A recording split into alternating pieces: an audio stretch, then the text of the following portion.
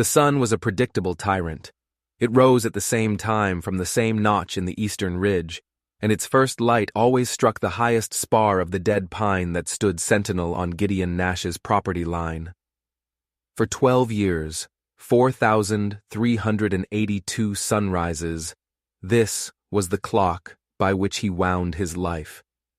He was awake before the light, the chill of the high desert floorboards a familiar penance against the soles of his feet. Coffee, black and bitter, boiled in a soot-stained pot on the wood stove.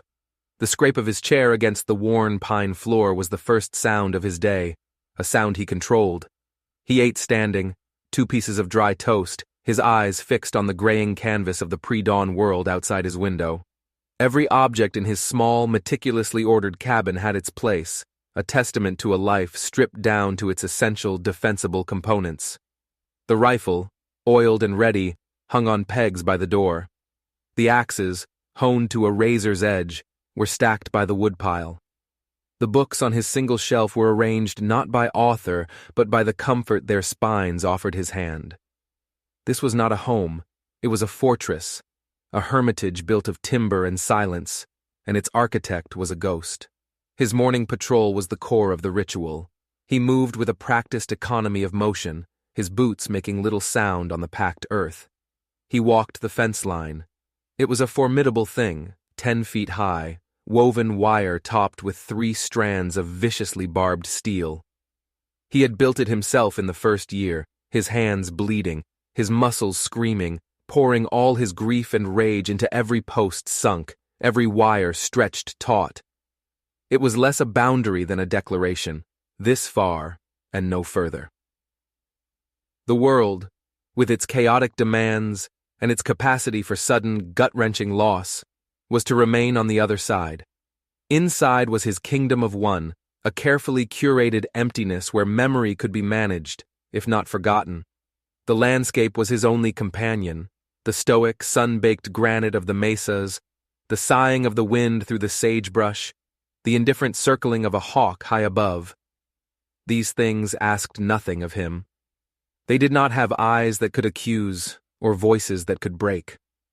They simply were, and in their vast, silent presence, he found a measure of numb peace. He checked for tracks, for breaches, for any sign that the outside had tried to intrude. It never had. For 12 years, the fence had held. He was a man living in a story he had already finished writing, turning the same page over and over again, because the terror of a new chapter was more than he could bear. He was on the western stretch, the sun now fully clear of the ridge and warming the back of his neck, when the rhythm was broken. It wasn't a loud sound that broke it, but a dissonance in the familiar symphony of the morning. A frantic rustling in the creosote bushes just outside the wire. It was too clumsy for a coyote, too desperate for a deer.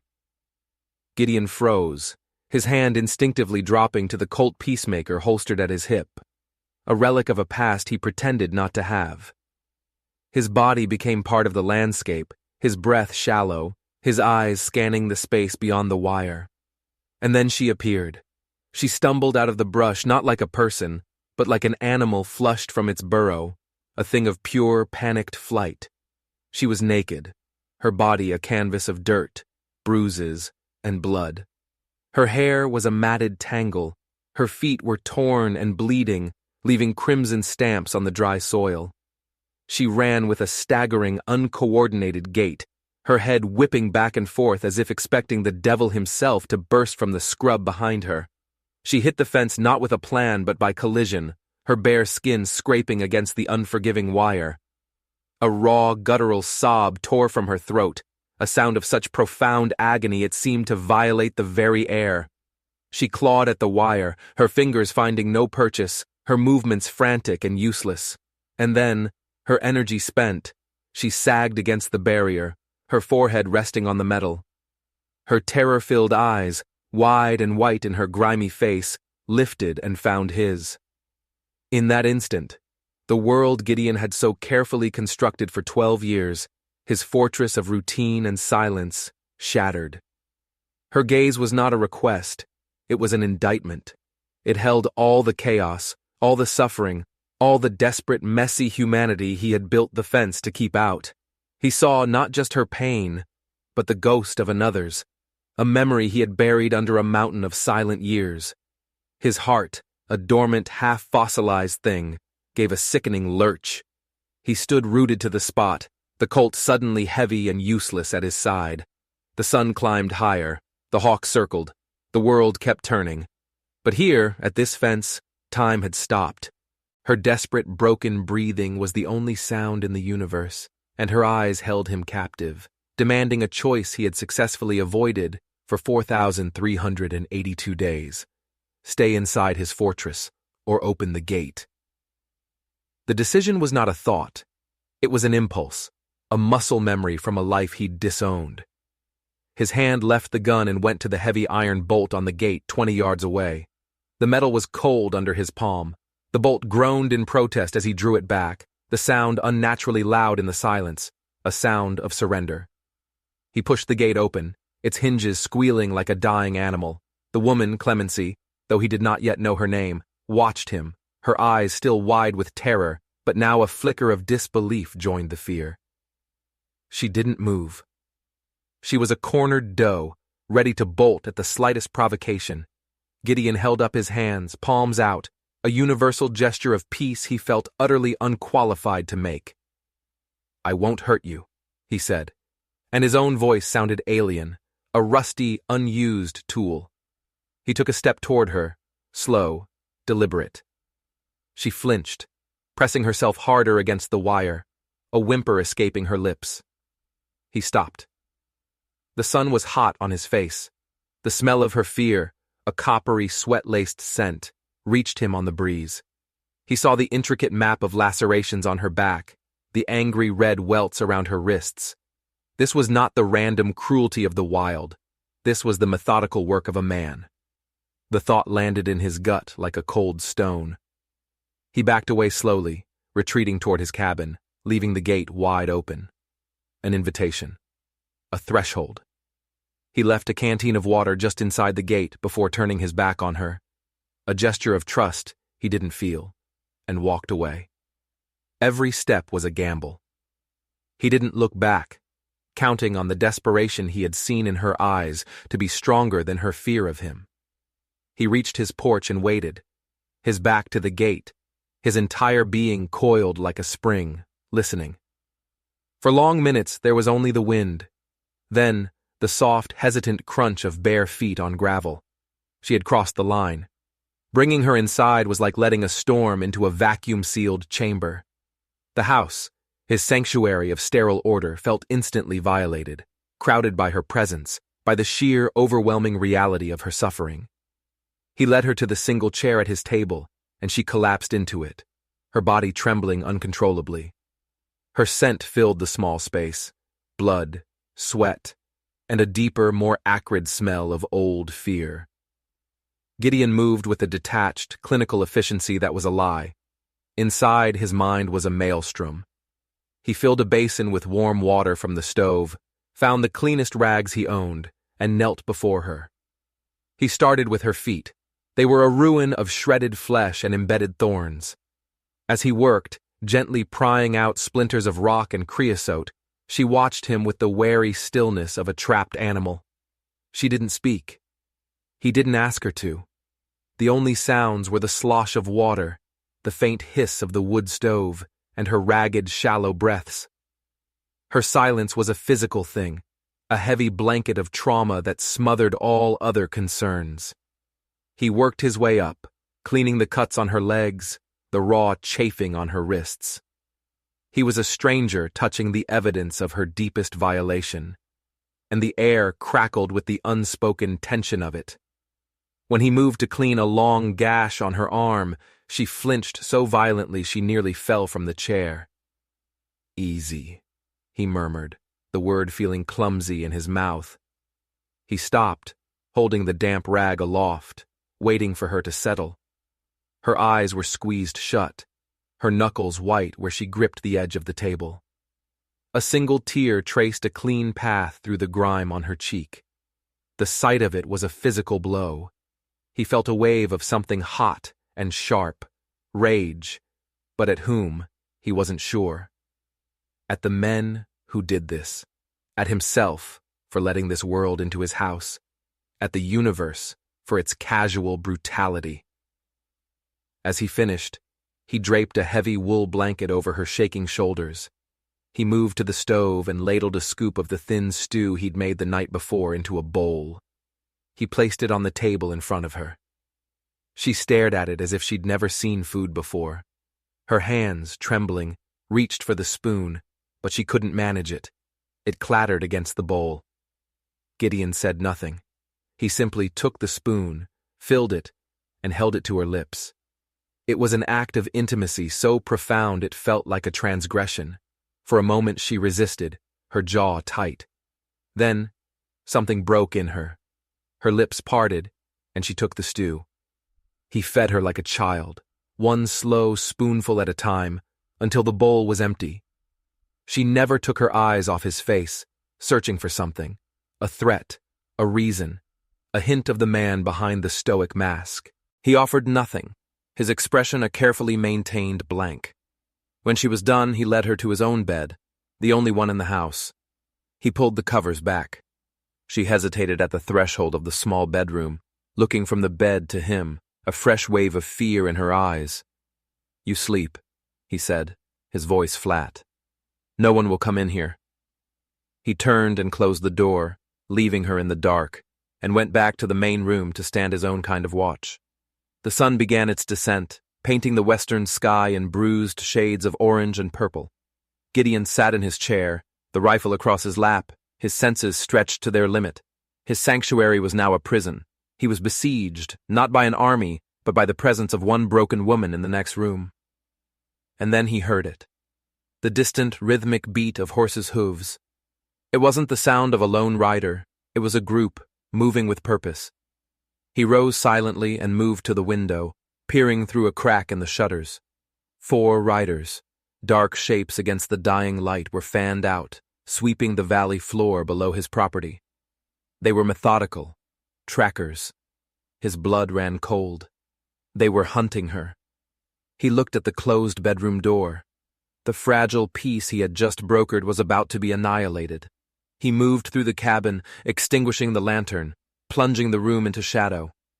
He was a creature of darkness now, hiding not just himself, but another. The weight of it was immense. The riders drew closer, their search pattern bringing them directly toward his fence. Gideon's heart hammered against his ribs. The fence, his great wall against the world, suddenly felt terrifyingly flimsy. It wasn't a barrier anymore. It was a beacon, a landmark in an empty landscape that would draw their eyes and their questions. The sound of her voice from the bedroom made him jump. It was a raw whisper, thick with sleep and fear. "They're here." He turned. She was standing in the doorway, a silhouette wrapped in his blanket. "I heard them," she said, her voice trembling. "They always find us." Us. The word hung in the air between them. Gideon didn't answer. He just watched the riders. They reached his fence line and stopped, their horses milling restlessly. He could hear the faint murmur of their voices, the creak of leather. They were studying his property, the dark, silent cabin. A place that for 12 years had prided itself on being invisible was now under the microscope. One of the men dismounted and walked to the gate. He knelt, studying the ground. Gideon's stomach tightened. He was looking at the tracks. Her tracks. His tracks. The open gate. A lifetime of meticulous caution undone in a single impulsive act of mercy. The man stood and shouted something to the others. There was a moment of tense silence. Gideon raised the rifle, the cool wood of the stock a familiar and chilling comfort against his cheek. He centered the sights on the chest of the man by the gate. He could end this right now. One shot. But what about the other 3? And what would follow? His isolation had made him cautious, not stupid. A firefight would bring the whole world down on him. After a long moment that stretched into an eternity, the man remounted his horse. The group conferred then. To Gideon's profound relief, they turned and rode east, away from the cabin, following the fence line into the growing darkness. He let out a breath he didn't realize he'd been holding. They were gone for now. But they knew. They knew someone had passed through that gate. They would be back. He turned from the window. The woman, Clemency, was still in the doorway, her eyes fixed on him. The immediate threat had passed, but a new one, a more complicated one, had taken its place. Her story. He knew he had to ask. He knew he didn't want the answer. "Who are they?" he asked, his voice a low growl in the dark room. She sank to the floor, pulling the blanket tighter around her. Her story came out in fragments, broken pieces of a nightmare. She spoke of a man named Silas Ward, a man who didn't see people, only property, a man of wealth and taste and unimaginable cruelty. She spoke of a compound, hidden deep in the Badlands, a place called Devil's Canyon. She spoke of girls, so many girls, bought and sold like cattle. Her voice was a monotone of remembered horror, devoid of emotion, as if the feelings were too large to be contained in her small frame. Gideon listened, the shadows in the room deepening around them. Each word was a nail hammered into his carefully constructed piece. He was no longer just a man hiding from his own past. He was now the keeper of someone else's horrific present. He tended the fire, adding a log, the flames casting dancing, distorted shadows on the walls. The cabin felt smaller, the walls closing in. "Why you?" he asked, his back to her. "Why did you run?" There was a long silence. He thought she might not answer. When she spoke, her voice was different. The monotone was gone, replaced by a thread of fierce, desperate strength. "Because of Ruth," she said. The name hit Gideon like a physical blow. It was a key turning in a lock that had been rusted shut for 12 years. The air left his lungs. The cabin, the fire, the woman, it all receded, replaced by a blinding flash of memory. Another girl, another time, a sunny afternoon, laughter, a flash of a blue ribbon in blonde hair, a hand slipping from his, a scream swallowed by the roar of a collapsing mineshaft. Ruth, his sister, the guilt he had been running from, the trauma he had buried under a mountain of routine, erupted with volcanic force. He stumbled back from the fire, his hand going to the rough-hewn mantelpiece to steady himself. He was breathing hard, a cold sweat breaking out on his brow. The fortress had been breached from the inside. "She's 14, Clemency continued, unaware of the devastation her words had wrought. "He was going to break her in tonight, for a client. A judge, I think. I couldn't let him. I caused a diversion, a fire. I told her to hide. In the root cellar under the kitchens. I told her to wait for me." She was looking at him now, her eyes pleading in the firelight. "I promised her I'd come back with help." Gideon turned slowly to face her. His face was a mask of stone, but his eyes were wild with a grief that was 12 years old and as fresh as an open wound. The world had not just intruded, it had played a cruel cosmic joke. It had sent him a ghost wearing a new face. His carefully maintained numbness was gone, burned away by a single cursed name. He was no longer just a protector. He was something else now, something he hadn't allowed himself to be in a very long time. Clemency's escape, her desperate plea, the name Ruth, it wasn't a coincidence. It was a reckoning. His past and present had collided in this small, shadowed room, and he knew, with a certainty that chilled him to the bone, that there was no running anymore. The fence he had built around his heart had been torn down, and the path leading away from this cabin now led to only one place, Devil's Canyon. The dawn came, but it brought no comfort. It was gray and menacing, the sky a lid of tarnished pewter. Gideon had not slept. He had spent the night staring into the dying embers of the fire, trapped in a waking nightmare where two Ruths, one a ghost of memory and one a captive in a monster's den, merged into a single unbearable image. The choice was no longer a choice. His isolation had been a long, slow suicide of the soul. Clemency's arrival was a defibrillator, a violent shock that had jolted him back to a life of consequence. He moved about the cabin with a new purpose, a grim, focused energy that replaced the hollow ritual of the day before. He checked his weapons, not as a matter of routine, but as an inventory for war. He packed a leather satchel with dried meat, bandages, and a precious handful of rifle cartridges. Clemency watched him, a silent observer from her cocoon of blankets. The terror in her eyes was still there, but it was joined by something else, a fragile, nascent flicker of hope. She had gambled her life on finding help, and this silent, haunted man, for all his strangeness, was beginning to move like an answer to a prayer. He expected them to come back, the riders from the night before. He expected a siege, a violent confrontation at his fence line. What he did not expect was the arrival of a single man, not on a rugged tracker's horse, but in a polished black buggy pulled by a perfectly matched pair of black geldings. The buggy moved with an unhurried, almost arrogant grace, a stark slash of civilization against the untamed landscape. It stopped just outside the gate. Gideon watched from the window, the rifle in his hands, his knuckles white. The man who stepped down from the buggy was tall and elegantly dressed in a tailored suit of dark wool. He moved with the fluid confidence of a predator that has never known fear. He took a moment to brush a speck of dust from his sleeve, his movements deliberate and precise.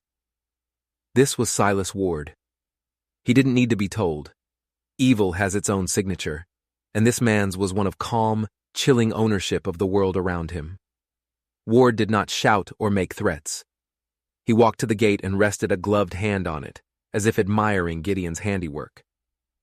He looked toward the cabin, his lips curved in a faint, knowing smile. It was the smile of a man playing a game in which he has already foreseen every move.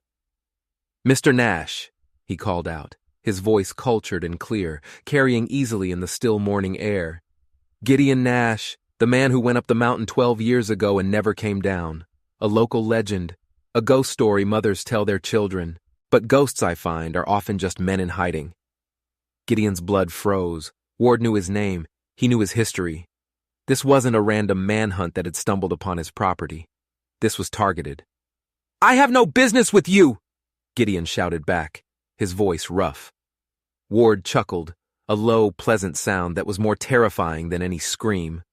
"Oh, but you do," he said, his smile widening. "You have taken something of mine, a piece of property that has unfortunately gotten the idea that it has a will of its own. I've come to collect it." He patted the gate. "May I come in? Or must we be uncivilized about this?" The air in the cabin was thick enough to choke on. Clemency had shrunk back into the shadows, her face a mask of pure terror. "Don't let him in," she whispered, her voice a thread. "Don't." Gideon looked from her terrified face to the impossibly calm man at his gate. This was the psychological chess match the prompt had described. Ward wasn't here for a gunfight. He was here to demonstrate his power, to dismantle Gideon's world with words before his men used bullets. The ultimate act of dominance. "Stay back," Gideon said to Clemency. Then he unbolted the door and stepped out onto the porch, the rifle held loosely at his side. He would meet this devil in the open. The 10 yards of dusty ground between his porch and his fence felt like a mile-wide battlefield. "That's far enough, Ward," Gideon said, his voice level. Ward's gaze swept over him, analytical, dismissive. "The stoic hermit," he mused as if speaking to himself. "A classic archetype, running from a tragedy, I presume. Guilt is a powerful motivator for self-exile." He gestured toward the cabin. "My property is inside, Mr. Nash. A filly named Clemency. Send her out, and we can conclude this transaction without any depreciation of assets." The casual cruelty of his words, the language of commerce applied to human flesh, ignited a cold fire in Gideon's gut. "She's not property," he said, his grip tightening on the rifle. "Ah, but that is where you and I differ," Ward replied smoothly. "Everything in this world is property, Mr. Nash. Some of us are simply bold enough to claim it. You've claimed this land. I claim people. It is a matter of scale, not principle." He took a step closer to the gate, his eyes locking onto Gideon's. "You see, I know all about you. I know about the Red Creek mine collapse. I know about your sister, Ruth." He said the name softly, delicately, like a connoisseur tasting a fine wine. And with that single word, he plunged a knife deep into Gideon's soul and twisted. A terrible tragedy, Ward continued, his voice laced with mock sympathy. It must have been dreadful. The guilt, the helplessness, the knowledge that you were the one who was supposed to be watching her. Gideon felt the world tilt on its axis. This man had not just invaded his land, he had invaded his past, his most sacred wound, and was now using it as a weapon against him. Which is why, Ward said, his voice dropping to a conspiratorial whisper, this entire situation is so exquisitely ironic. What are you talking about? Gideon snarled, the words torn from his throat. Ward's smile became a triumphant, predatory grin. This was the moment he had been waiting for. The checkmate. Did you really think she escaped? He asked, tilting his head toward the cabin.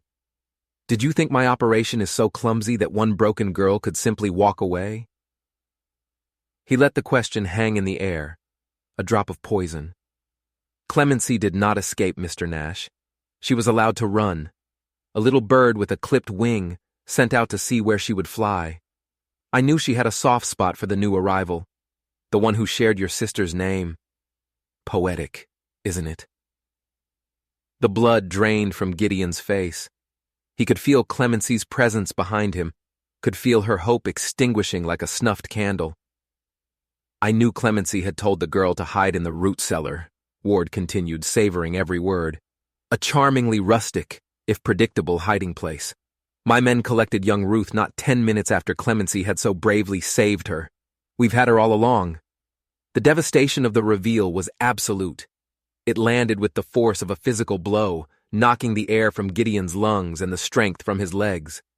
Clemency's sacrifice was meaningless. Her desperate flight, her horrific journey, the hope she had carried to his door. It was all a lie, a piece of theater orchestrated by the monster standing before him. She had not been a messenger of hope. She had been bait, and he, Gideon Nash, the hermit, the ghost, was the fish. She led us right to you, Ward finished, his voice soft as silk. An accomplice, a sympathizer, someone who might complicate my business, and now that I've found you, the game can truly begin. You see, Mr. Nash, Ruth is safe. For now, but my clients are impatient. He glanced up at the sun. You have until sunset to return my property. Both pieces, the girl, Clemency, and yourself. You will come to Devil's Canyon and surrender. If you do not, I will deliver Ruth to my client, the judge, piece by piece. Do we have an understanding? The world stood still. The wind died. The only sound was the frantic, panicked gasp from the cabin doorway behind him. Clemency had heard. Her entire world, her entire reason for enduring the unendurable had been a lie, a cruel joke. Gideon looked at Ward's smiling face, the face of a devil in a tailored suit, and felt a kind of emptiness so profound it bordered on a physical collapse. He had been outmaneuvered at every turn. He was trapped, with no good options. Surrender meant death and the enslavement of Clemency. Resistance meant a horrific, drawn-out death for a 14-year-old girl. Ward had not come to fight him. He had come to break him. And as Gideon stood there on his dusty patch of land, the rifle in his hand suddenly feeling as useless as a child's toy, he knew the man had succeeded. The crack of the rifle was so sudden, so unexpected, it seemed to rip a hole in the fabric of the morning. It wasn't Gideon's. The shot came from the cabin doorway. Clemency stood there, the heavy blanket pooled at her feet, one of Gideon's spare hunting rifles in her hands, its barrel smoking. She had not aimed at Ward. She had aimed at the ground near his feet, a defiant, hopeless gesture of pure rage. The bullet kicked up a puff of dust, a period at the end of Ward's monologue. For the first time, Ward's composure broke.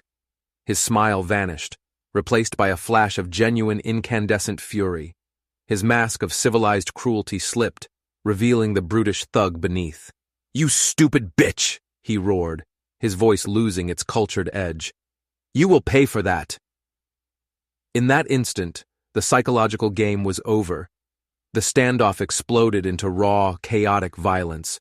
From the cover of the rocky outcrops to the east, Ward's men, who had been lying in wait the whole time, opened fire. The air filled with the deafening roar of gunfire, bullets splintering the wood of the porch railing, kicking up dirt all around Gideon. Gideon didn't think. He acted. 12 years of suppressed instinct, of a life lived before the fortress, roared to the surface. He lunged back, grabbing Clemency and hauling her inside as the cabin's windows shattered inward in a shower of glass. They hit the floor together, splinters and dust raining down on them. "Get down! Stay down!" he yelled, his voice a commander's bark he hadn't used in over a decade. He crawled toward the shattered front window, the rifle in his hand now an extension of his will. The stoic hermit was gone, burned away in the crucible of this moment. In his place was a killer. He sighted on a muzzle flash from behind a granite boulder and squeezed the trigger. The rifle bucked against his shoulder, and the muzzle flash vanished. One down. His movements were fluid, precise, lethal. He was no longer just a man with a gun. He was a force, a violent reclamation of a past he had tried to bury. He moved from window to window, a phantom in the dark, smoky cabin, his shots measured and deadly. He was not fighting for his isolation anymore. He was fighting for the terrified woman huddled on his floor, and for the ghost of a girl named Ruth. He was fighting for his own soul. The firefight was a maelstrom of noise and fury. Bullets tore through the thin walls of the cabin, shredding his books, shattering the jars on his shelves, destroying the artifacts of his quiet life. He welcomed it. Let it all burn. Clemency, her initial burst of defiance replaced by the grim reality of the battle, was not idle. She crawled to the ammunition box, her hands shaking but her purpose firm, and began reloading the empty shells for him, her movements becoming a steady, desperate rhythm in the chaos. They were a team, forged in gunfire and terror. Outside, Ward, his fine suit now covered in dust, screamed orders to his men, his fury making him sloppy. He had wanted a clean psychological victory, and these two broken people had denied him that, dragging him down into the dirt and blood with them. Just as it seemed the sheer volume of their fire would overwhelm the small cabin, a new sound entered the fray. A shotgun blast, deep and authoritative, from the west. Then another. Gideon peered through a crack in the wall and saw a lone rider on a powerful bay horse, a lawman's star gleaming on his chest. Marshal Tobias Crow. He must have been drawn by the sound of the battle. Crow was a bulldog of a man, his face a roadmap of hard-won fights, and he rode into the firefight with a sawed-off shotgun as if he were wading into a Sunday picnic. His arrival shifted the dynamic instantly. Ward's men, caught between the deadly fire from the cabin and the new threat on their flank, were thrown into confusion. Crow was not a man to be trifled with, his reputation for stubborn, unyielding justice known even in this corrupt territory. "Silas Ward!" Crow's voice boomed over the gunfire. "You are under arrest for attempted murder and assault on a federal officer." The lie was audacious, but it had the desired effect. The firing faltered. Ward, seeing his advantage collapsing, made a decision. He screamed at his remaining men, "To the canyon, now!" He scrambled back to his buggy, whipped his horses into a frenzy, and tore away, his men scrambling to their horses to follow, firing wildly as they retreated.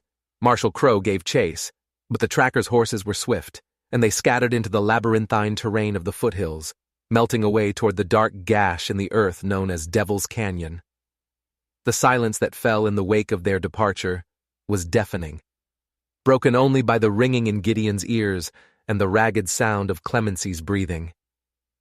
Crow rode up to the bullet-riddled cabin, his face grim. "Nash," he said, nodding. "Figured I'd find you in the middle of this." He looked past Gideon to Clemency. "Ma'am?" His eyes took in the scene, the shattered remnants of Gideon's life. "Ward's gone to ground at his compound. That place is a fortress. I've sent for backup from the territorial capital, but they're 2 days away. He'll be long gone by then." "He has a girl," Gideon said, his voice raw. "A deadline. Sunset." Crow's face hardened. "I know. We've had reports about Ward for months, but he's got Judge Morrison in his pocket. No one would sign a warrant. He looked at the setting sun, a bloody smear on the horizon. There's no legal way to go in there, Nash. Not in time. He was right. The law, the very system Crow served, was a barrier to justice. If they waited for the law, Ruth would be lost. Gideon looked at the marshal, a man he respected, a man bound by rules that were about to condemn a child. Then he looked at Clemency, her face streaked with grime and tears, her eyes pleading with him. In that moment, the third theme bloomed into terrible, vibrant life. Justice beyond the law. The law's not going to save her, Gideon said, his voice flat with certainty. He turned and walked back into his ruined cabin, not toward the guns, but toward a dusty, forgotten chest in the corner. He threw back the lid. Inside, nestled in oilcloth, were coils of fuse and heavy, grease-paper-wrapped sticks of dynamite. The tools of his first life, the tools of the miner, the instruments of the tragedy that had sent him into exile. "What are you doing, Nash?" Crow asked, dismounting and following him to the doorway. Gideon looked up, his eyes burning with an intensity the marshal had never seen before. "My sister died in a cave-in," Gideon said, his voice low and steady. "I know how the earth breaks. Ward thinks his canyon is a fortress. I'm going to make it his tomb." This was the second phase of the climax, a race against the dying light. There was no more hiding. There was no more debate. There was only action. He, Clemency, and the conflicted marshal rode hard for Devil's Canyon, a desperate, unholy trinity bound by a single, impossible goal. The canyon was a natural fortress, a deep scar in the earth with sheer rock walls and a single, narrow entrance. Ward's men had fortified it, riflemen positioned on the cliffs above. A frontal assault was suicide. But Gideon wasn't planning a frontal assault. He was thinking in 3 dimensions, the way a miner does. He was thinking about stress points and fault lines. Under the cover of deepening twilight, he and Clemency scaled the treacherous cliff face on the far side of the canyon entrance, hauling the heavy satchel of dynamite with them. Crow provided a distraction, firing from the cover of the rocks below, drawing the attention of Ward's sentries. The climb was brutal, a vertical ascent over loose scree and sharp rock. But Gideon moved with the certainty of a man on home terrain. This was his element: rock, darkness, and high stakes. He found the spot he was looking for, a deep fissure in the rock, a structural weakness in the overhang directly above the canyon entrance. He worked with feverish, practiced speed, packing the dynamite deep into the crevice, setting the fuses. His hands, which had once trembled at the memory of this work, were now steady. He was not burying his sister. He was redeeming her. He was using the very knowledge that had been his curse to bring salvation. With the charges set, he and Clemency scrambled back down. He gave the signal to Crow. The marshal laid down a heavy barrage of covering fire. As Ward's men ducked for cover, Gideon lit the fuses. A brilliant sputtering hiss cut through the dusk. "Get back!" he screamed. They ran, diving behind a cluster of boulders as the fuses burned down. The explosion was not a boom, it was a deep guttural roar from the belly of the earth. The entire cliff face shuddered. For a heart-stopping second, nothing happened. Then, with a grinding, cracking groan, the massive rock overhang above the canyon entrance gave way. Tons of rock and earth cascaded down, a man-made avalanche that sealed the entrance completely, burying 2 of Ward's sentries in the process. The fortress was now a prison. They were trapped inside. Ward's men, their escape route cut off, their confidence shattered, fell into panic. The firefight that followed was short and brutal. Trapped and demoralized, they were no match for Crow's relentless advance and Gideon's deadly flanking fire. But Ward and Ruth were still inside the main compound building. As Crow and his newfound posse of 2 stormed the camp, Gideon broke for the main house. He kicked in the door and found a scene from hell. Silas Ward was there, his elegant suit torn and filthy, his face a mask of primal fury. He held a knife to Ruth's throat. The girl was rail-thin, her eyes wide with a terror that mirrored the ghost in Gideon's memory. "One more step and she dies!" Ward shrieked, his composure utterly gone. In that final, terrible tableau, Gideon did not see a monster and his victim. He saw a chance to rewrite the ending of his own story. He didn't raise his rifle, he lowered it. "Let her go, Ward," he said, his voice quiet. "It's over." "It's not over until I say it is," Ward screamed, dragging the crying girl with him toward a back room. But in his panic, he made a mistake. He glanced away for a fraction of a second, looking for another escape route. It was all the opening Clemency needed. She had followed Gideon in, silent as a shadow. She held a heavy iron skillet from the compound's kitchen. She brought it down on the back of Ward's head with all the force of her rage and her grief. The sound was a dull, sickening thud. Ward crumpled to the floor unconscious. The silence that followed was absolute.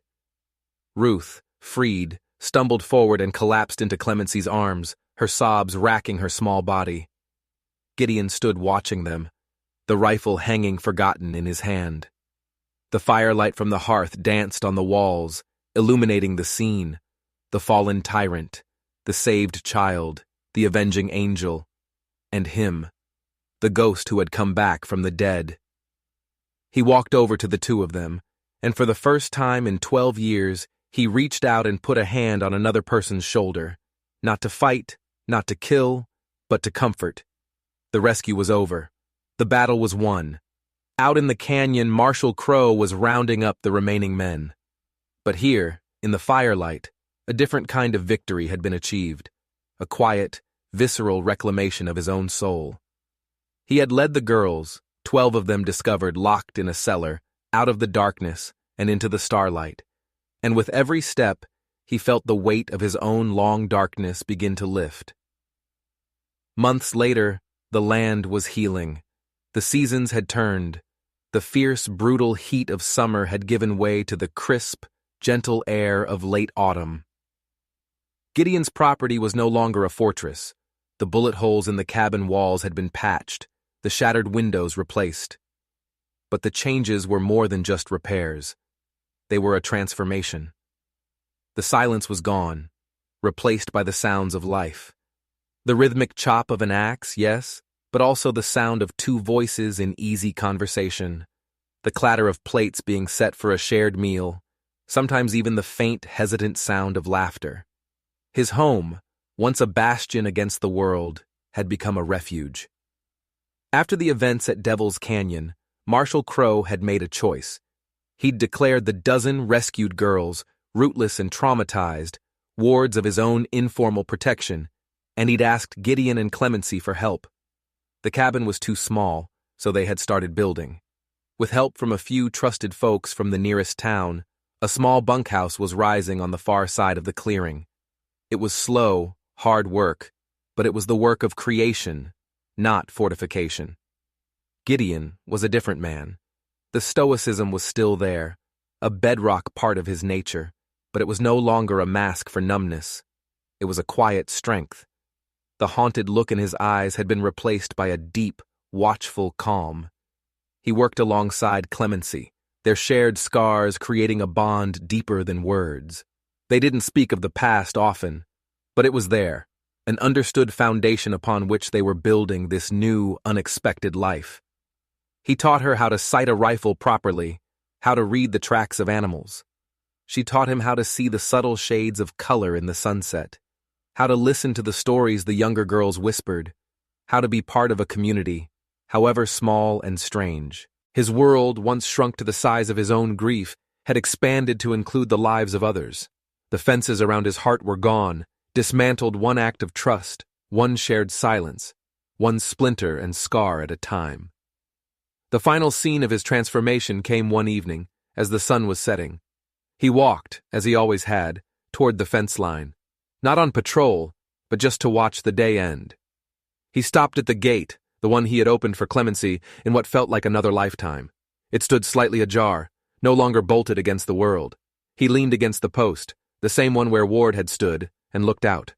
The landscape was unchanged, the mesas, the sagebrush, the vast, open sky. But he saw it with new eyes. It was no longer a landscape of isolation, a beautiful prison. It was a horizon, a place of possibility. Clemency came and stood beside him, her presence a quiet comfort. She followed his gaze out into the distance. Neither of them spoke. They didn't need to. He was no longer a ghost hiding from his past. He had faced it, confronted the evil that mirrored his deepest trauma, and had forged a new kind of justice with his own hands.